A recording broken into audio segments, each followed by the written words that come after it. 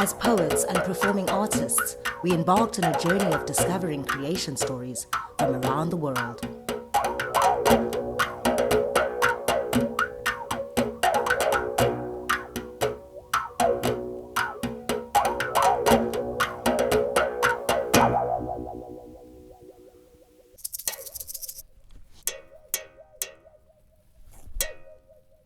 I think if we compare the stories Indaba My Children with the Norse Mythology by Neil Gaiman, there's a similarity in that everything that we know as creation springs out of nothing.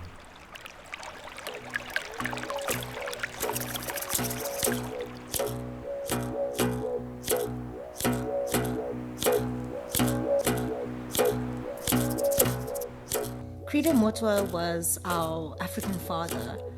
He was a healer, a sangoma, an amazing storyteller who wrote truths in the most cosmic ways.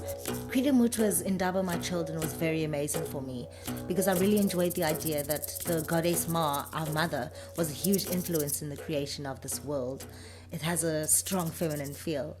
In the Norse mythology, I found it to be very, very masculine.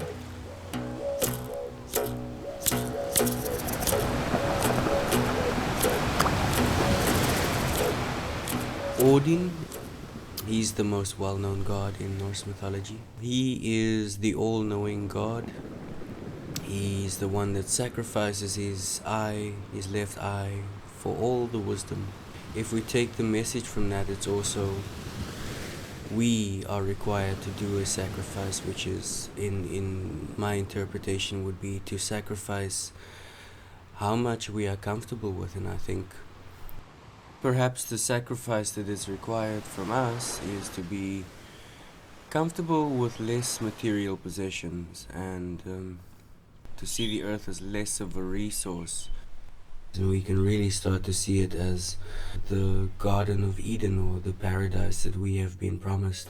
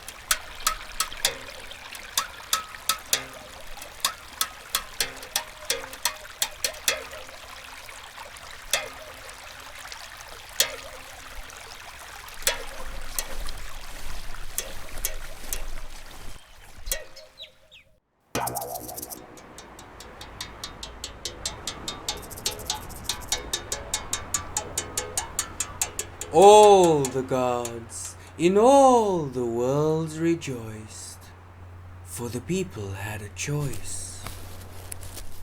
Creation had a name and a reason. Little did they sense the treason. Sons and fathers turn on mothers, and the ghosts are wholly misunderstood. The moon has cancer and does not yet know the power he has. Forever the virgin has her season. I bet you 30 pieces of silver in time. Time will tip the scale and lift the veil. With a bird's eye view, the arrow cuts the night down to size. Arise, Arise, arise, arise again. This time, time. Heed the call and know the reason.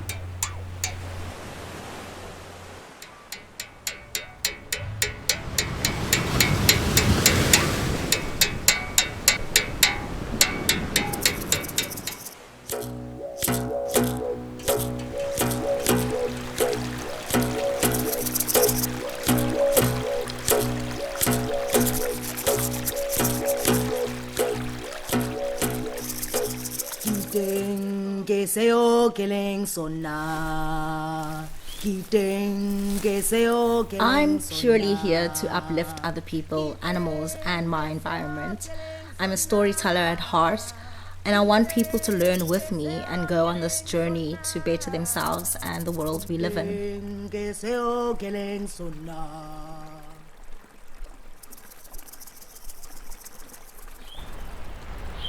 I exist. I am what I am. I was suffocating, frustrated, and could not break through. The questions of who I am and what I was here for kept circling my mind like vultures about to lunge on its delicate prey. There was a moment when I felt that was it. I could do nothing. I felt nothing. I was nothing. There was no time, no space, there was no thought. I now think back to before I was to be. Who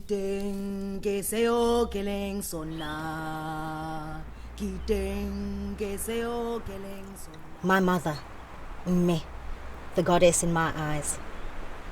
Suffocating, frustrated, and could not break through. Controlled by a man who gave her life. The confused notion that we bear witness to from time after time, man making decisions over woman's devotions, the battle between pain and pleasure, compassion and indifference, warmth and hostility, love and war. And I am born. I exist. I am the creation of the past friction. I am confused at this thought, the reasoning for my being, the reaction of the conflict that was brought together. Who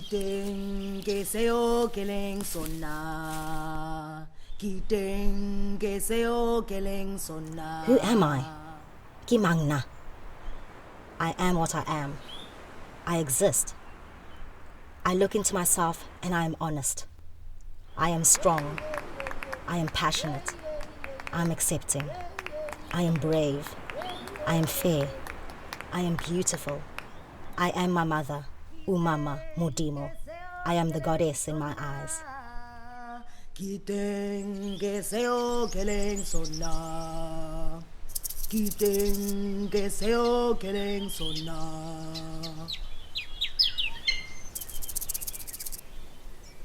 These two stories, Norse mythology and Indaba My Children, and especially if you look around the world, there's a whole lot of cultures and tradition that believe in the tree of life. If you look at the root system of a tree, it looks very similar to the human nervous system. And I think it goes even further in that trees supply us with the oxygen that we need. That we owe our lives to trees. It's very important to get back to the biocentric way of being, where we have a sort of reverence and a respect for all of nature, because essentially by destroying nature, we are in essence only really destroying ourselves.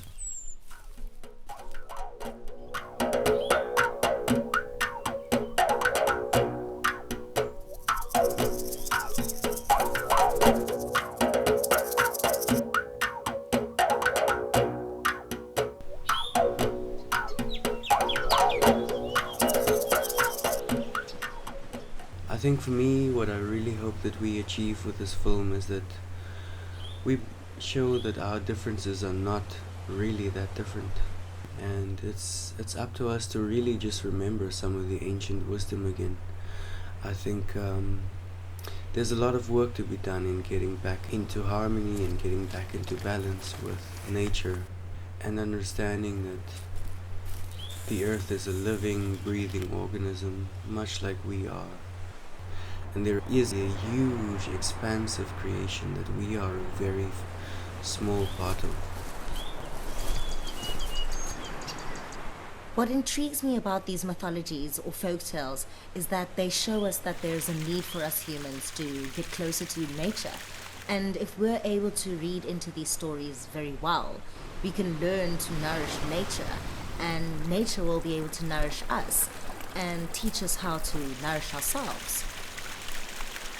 So many of us, maybe myself even included, have forgotten the importance of planting a seed or a tree to which we'll never actually see the fruit or sit under the shade of that tree. So I think it's a cry for us to remember that we are not just living for ourselves, but for the generations that come after us. Can we not see ourselves striving to learn from the past, from history repeating itself? Can we not see ourselves as being part of this vast universe, man as tree and woman as sky? We are all part of the creation of this world. We are all life, and life is nature.